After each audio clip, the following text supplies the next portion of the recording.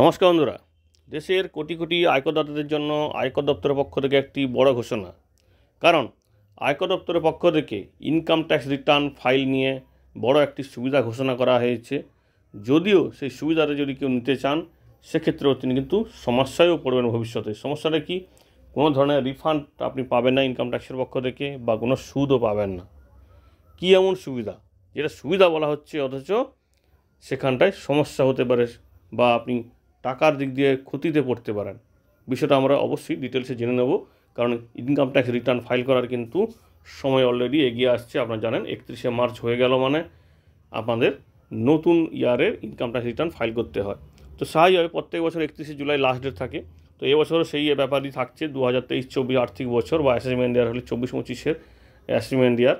তো সেক্ষেত্রে তার যে ইনকাম ট্যাক্স রিটার্ন ফাইল করার লাস্ট ডেট 31শে জুলাই 2024, যেগুলো কোনো অডিট হবে না সেই সমস্ত ইনকাম ট্যাক্স রিটার্ন ফাইল করার ক্ষেত্রে এটাই কিন্তু লাস্ট ডেট।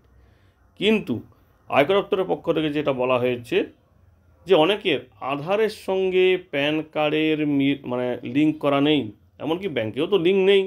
তো সেক্ষেত্রে তাদের ইনকাম ট্যাক্স রিটার্ন ফাইল করতে সমস্যা হচ্ছিল।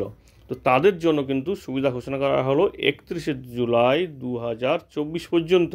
অর্থাৎ 31শে জুলাই 2024 পর্যন্ত তারাও কিন্তু আইটিআর ফাইল করতে পারবে। তবে সমস্যায় কী হবে? সমস্যা হচ্ছে তারা ইনকাম ট্যাক্স রিটার্ন ফাইল করতে পারবে তাদের নিষ্ক্রিয় প্যান নাম্বার দিয়ে, কিন্তু তারা কোনো ধরনের রিফান্ড পাবেন না। অর্থাৎ ইনকাম ট্যাক্সে কোনোভাবে বেশি পড়ে গেলে, আপনি যদি বেশি জমা দিয়ে থাকেন, বা রিফান্ডের বেসিসে যদি কোনো সুদের পাওনা থাকে সেক্ষেত্রেও কিন্তু সেগুলো পাবে না। শুধু কি তাই? আপনারা জানেন ইনকাম ট্যাক্স রিটার্নের এই সমস্যার সঙ্গে সঙ্গে আরও বিভিন্ন সমস্যা, ব্যাঙ্ক অ্যাকাউন্টের সমস্যা, মিউচুয়াল ফান্ডে ইনভেস্টের ক্ষেত্রে সমস্যা, বা কোনো সম্পত্তি কেনাকাটার ক্ষেত্রে, বা বিভিন্ন ধরনের প্যান সংক্রান্ত যে সমস্ত কাজ করে সেই সমস্ত কাজে আপনি সমস্যায় পড়বেন। তাই অবশ্যই কিন্তু প্যান কার্ডটার সঙ্গে আধার কার্ড আপনাকে লিঙ্ক করতে হবে। তো এখানটায় যেটা বলা হচ্ছে ধারা 139 এ অনুযায়ী ইনকাম ট্যাক্স ডিপার্টমেন্টের পক্ষ থেকে যে অ্যাক্ট জারি করা হয়েছিল সেই অনুযায়ী কিন্তু প্যান কার্ডের সঙ্গে আধার কার্ড লিঙ্কটা বাধ্যতামূলক। তবে হ্যাঁ, কিছু লোককে এটা ছাড় দেওয়া হয়েছে যে তারা ইনকাম ট্যাক্স রিটার্ন না ফাইল করলেও চলবে। কারণ এর লাস্ট ডেট ছিল 30শে জুন 2023।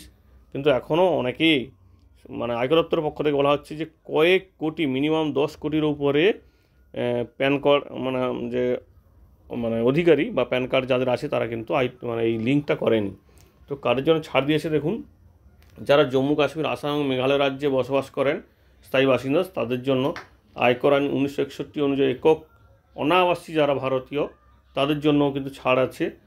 80 বছরের বেশি বয়স যারা আছে, senior citizen, super senior citizen, তাদের জন্য ছাড় আছে। এবং যারা ভারতীয় নাগরিক নন তারাও কিন্তু এই সুবিধাটা পাবেন। অর্থাৎ তাদেরকে প্যান কার্ডের সঙ্গে আধার কার্ড লিঙ্ক করতে হবে না।